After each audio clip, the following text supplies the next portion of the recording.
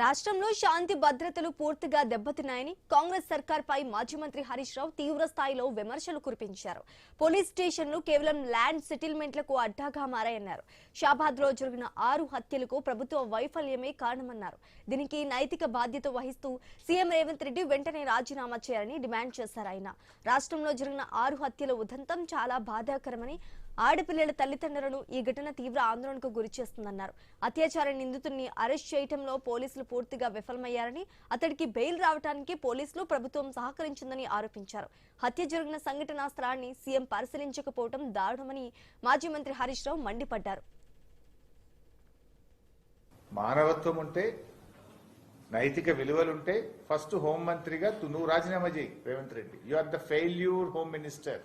ఇవాళ ఎంతసేపు ప్రతిపక్షాల మీద అక్రమ కేసులు పెట్టడానికి, ప్రతిపక్షాలను వేధించడానికి, ప్రతిపక్షాలను విచారణ చేయడానికి, ల్యాండ్ సెటిల్మెంట్లకు పోలీస్ స్టేషన్లను మీరు అడ్డాగా చేసుకున్నారు.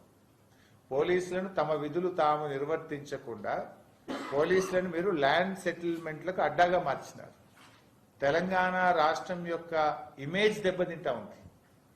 Because you are the home minister and you are the chief minister. It is your failure.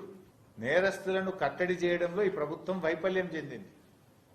POCSO case నిందితుడిని నిజంగా మీరు ఆ రోజే అరెస్ట్ చేసి ఉంటే, ఫోక్సో కేసు నిందితుడికి పెట్టాల్సిన సెక్షన్లు పెట్టుంటే ఇవాళ ఈ 6 హత్యలు జరిగుండేవి కావు.